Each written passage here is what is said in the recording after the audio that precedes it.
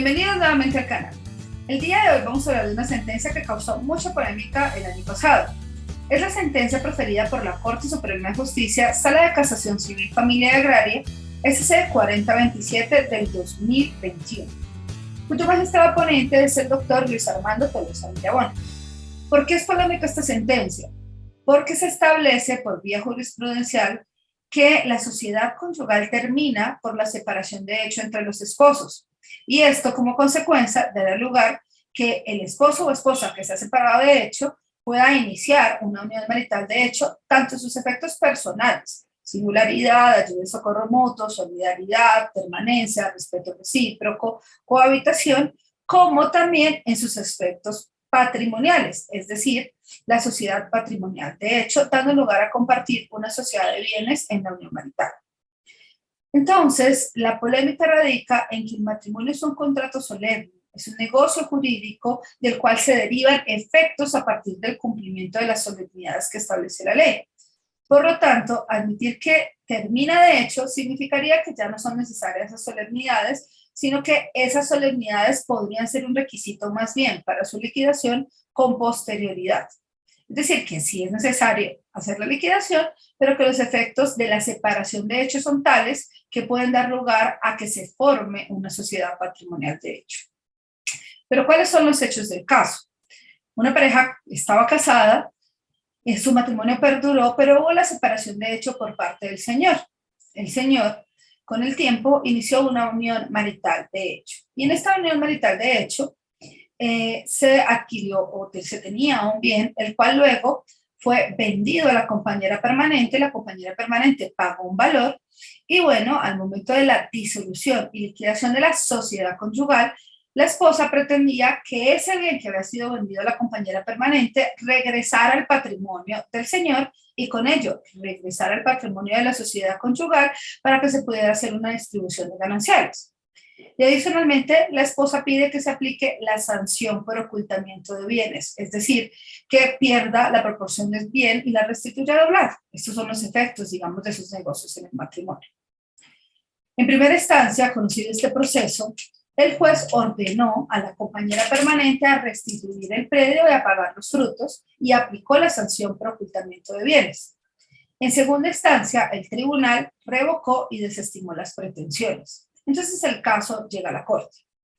Hay que decir un aspecto muy importante que creo que vale la pena resaltar de esta sentencia, y es que inicialmente se discutía era la simulación de ese negocio jurídico.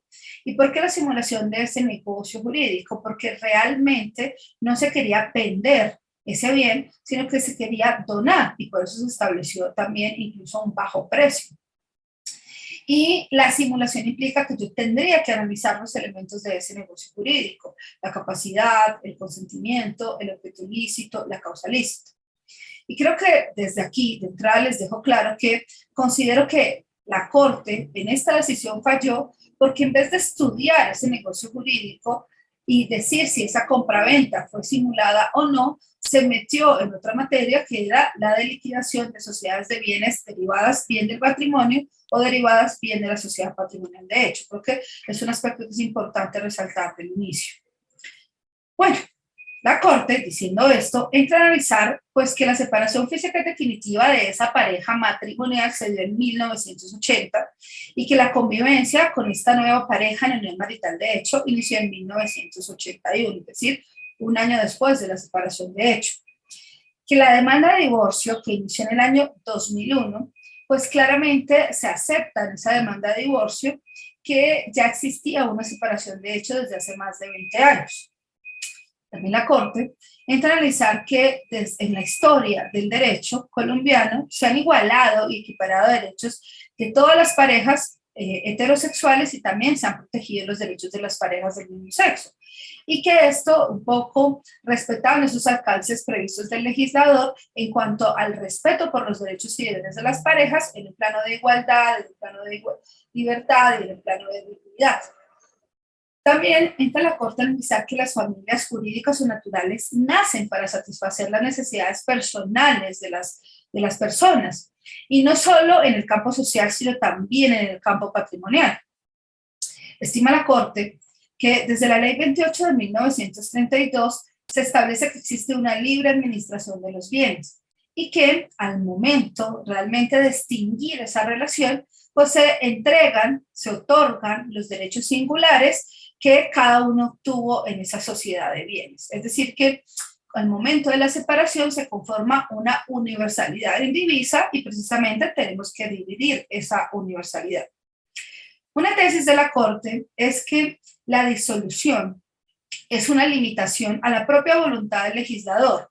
Y digamos que en este sentido, las normas del Código Civil no contienen, digamos, una limitación temporal a la existencia de la sociedad conyugal y que debemos entender que la Constitución Política establece una protección a toda la familia y esa protección también a la comunidad de bienes en potencia, a la universalidad latente que existe ahí, pero que todavía no está en concreto y que se ve en concreto hasta el momento de la disolución definitiva, es decir, cuando hay sentencia judicial, cuando muere uno de los esposos o cuando realmente se acude ante el juez para que, ocurrida una causal de divorcio, se decrete ese divorcio o realmente el mutuo acuerdo.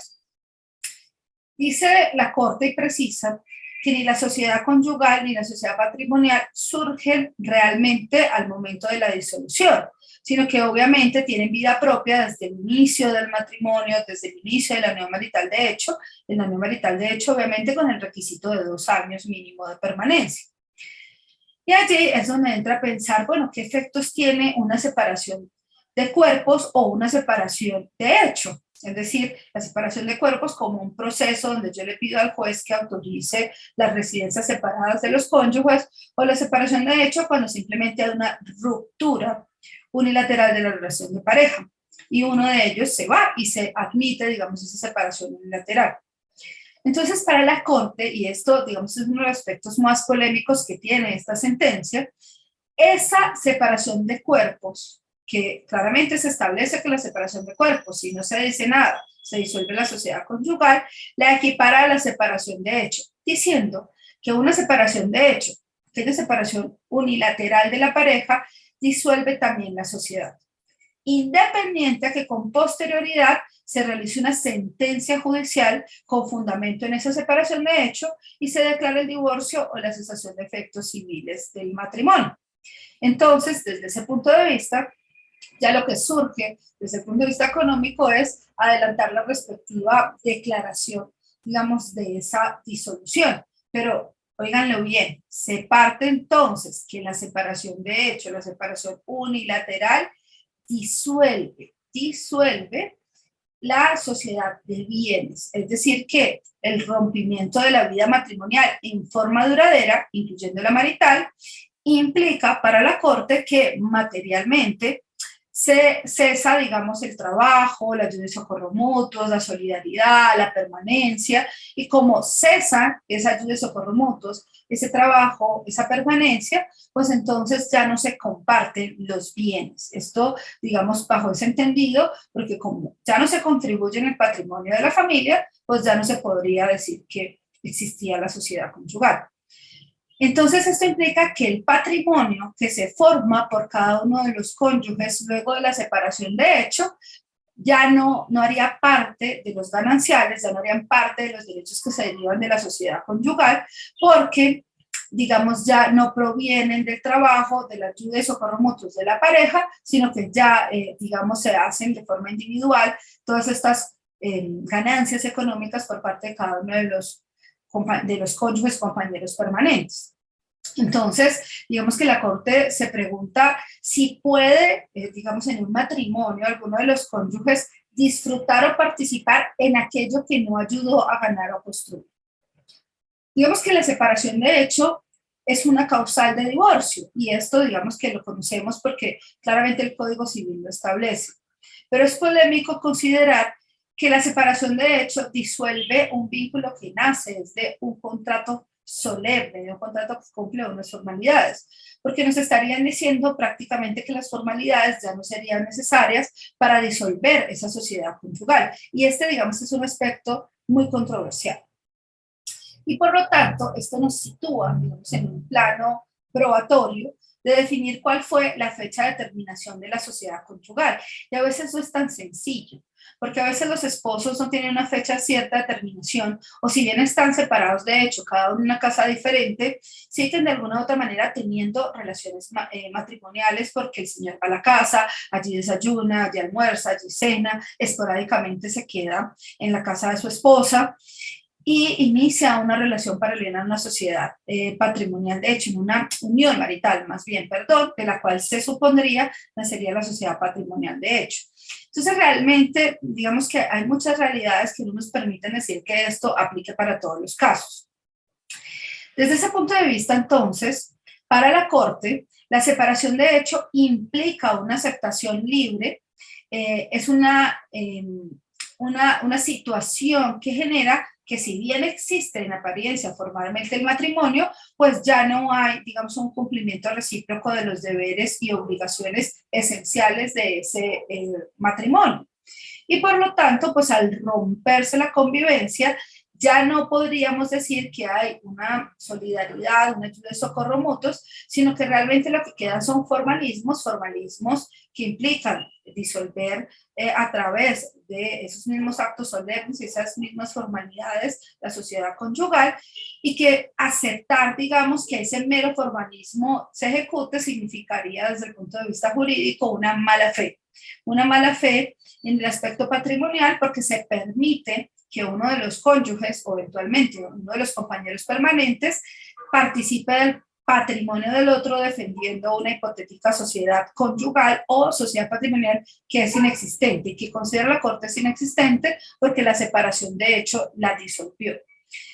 Y con ello nos dice que sería inequitativo hablar de que solo tendríamos atender a la vigencia formal de la sociedad conyugal cuando no hay una convivencia efectiva. Entonces, un requisito para ello, si lo consideramos así, según la Corte, sería que deberíamos probar el cese efectivo, definitivo y prolongado del matrimonio, o digamos de la sociedad conyugal, porque ya no hay convivencia efectiva en el matrimonio. Pero, digamos, nos deja otra pregunta. ¿Realmente un matrimonio existe sin convivencia? Entonces, ¿qué pasa con esos matrimonios que han decidido no convivir precisamente porque de pronto el esposo o la esposa ronca mucho y no queremos convivir porque nos parece que es mejor para la relación? Entonces, digamos que esto nos trae algunas dificultades. Y en segundo lugar, nos dice la Corte que la comprobación material de esas circunstancias, ¿cuáles circunstancias? El cese de la convivencia o su confirmación mediante otros actos de las personas como individuos, pues lo que implicaría es simplemente que luego hagamos una formalización judicial de la separación. Entonces, en este sentido, la Corte concluye que la subsistencia formal de una sociedad conyugal, desconociendo la verdadera y real separación de los cónyuges, pues encierra evidentes injusticias desde el punto de vista de la administración de justicia y que estas no son admisibles en nuestro Estado. Por lo tanto, ante la carencia de ayuda, ante la carencia de auxilio, ante la carencia de solidaridad, socorro mutuos, comunidad de intereses, pues decimos en definitiva, ya están separados prácticamente, por lo tanto ya no existe sociedad conyugal. ¿Qué preguntas nos surgen de allí y por qué la suscrita abogada no está, digamos, a favor un poco de la sentencia? Creo que desconoce varias realidades. Una realidad que desconoce es qué pasa con el cónyuge que se queda con los hijos. O sea, el cónyuge que si bien ya no está conviviendo con el que se fue, sí se queda al cuidado de los hijos. Y allí hay solidaridad, allí hay ayuda, socorro mutuos, allí hay auxilio, allí hay unos intereses en pro del bienestar de los hijos que todavía continúan. ¿Eso no es ayuda? Entonces, ¿cómo puedo decir que si el esposo o esposa inicia una nueva relación en una unión marital de hecho, se desconozcan los derechos de la sociedad conyugal cuando yo quedo a cargo de los hijos? Cuando yo estoy ayudando y estoy socorriendo también a esa persona que se fue, manteniendo un interés en común que tenemos, que son nuestros hijos. Esa es una pregunta que es importante considerar. En segundo lugar, considero que es importante considerar que esos nuevos bienes que se producirían luego de la separación de hecho pueden haber sido adquiridos con fruto de bienes sociales, con dinero de la sociedad. Entonces, ¿qué pasa si esos nuevos bienes se adquieren precisamente con frutos de bienes sociales, es decir, adquiridos dentro de la vigencia de la sociedad conyugal o con dinero que ya existía de la sociedad? Vamos a desconocer que no se hizo por la ayuda y socorro mutuos de la nueva pareja, sino que se hizo con el patrimonio de la sociedad anterior. Entonces es justo decir que ya no se participa en esos nuevos bienes y se compró con los frutos de los bienes que teníamos cuando estábamos conviviendo juntos. Y esa es una pregunta que queda allí en el tintero y que la Corte no resuelve. ¿Qué debemos decir entonces? Entendemos que para la Corte, en esta sentencia, en la sentencia SC 4027 del 2021, la sociedad conyugal termina con la separación de hecho de la pareja. Y esa separación de hecho definitiva es irrevocable. Pero que es un aspecto muy interesante. Nosotros en Colombia estamos sometidos al imperio de la ley. Eso lo dice el artículo 230 de la Constitución Política. Hemos entendido que el derecho también ha evolucionado y que evoluciona a través de esta interpretación que hace la Corte, digamos, sobre este tipo de normas que de pronto ya son muy antiguas y que requieren mostrar una evolución. Pero también debemos entender que la jurisprudencia es un criterio auxiliar de interpretación y que en este caso este es un fallo que no constituye todavía doctrina probable. ¿Qué es doctrina probable para nosotros? Que la Corte haya reiterado este tipo de decisión en este tipo de casos, digamos, muy similares, al menos en 3 sentencias, es decir, que al menos 3 veces se haya utilizado este criterio para fallar. Y si se ha utilizado 3 veces, se constituye casi que obligatoria. Solo podría separarme de esta doctrina probable si la ratifico o si justifico esa separación de forma razonada, de forma argumentada. Es decir, que hoy en día sigue vigente la discusión. ¿Será que cesada la convivencia matrimonial realmente cesa la sociedad conyugal, la sociedad de bienes que se produjo dentro del matrimonio y solo tendríamos que hacer un acto formal luego para liquidarla? ¿Será que esto desconoce el principio de buena fe? ¿Será que esto realmente desconoce la realidad social? Recordemos que puedo seguir cuidando a mis hijos y esto no es ayudar, esto no es socorrer. Creo que estas preguntas debemos seguir discutiéndolas, debemos seguir tratando de resolverlas, pero considero que no podemos solo tener en cuenta que acreditada una separación de hechos, ya podemos decir que esto trae consigo la disolución de la sociedad conyugal. También porque debemos, por seguridad jurídica, respetar ciertos formalismos. Y también debemos auspiciar la responsabilidad de los ciudadanos colombianos en cuanto que, si celebramos un matrimonio, pues terminemos el matrimonio con las formalidades que ello implica. O si no, pues inicia una unión marital de hecho que sí se puede romper de forma unilateral. También es importante que entendamos que las personas debemos ser conscientes de los contratos que suscribimos. Si es un contrato solemne, sujeto a formalidades, pues terminémoslas con esas solemnidades y esas formalidades. Y de alguna u otra manera esto no implica para mí desconocer la buena fe, sino que más bien implica reconocer la seguridad jurídica. Muchas gracias y los invito a que se suscriban a mi canal.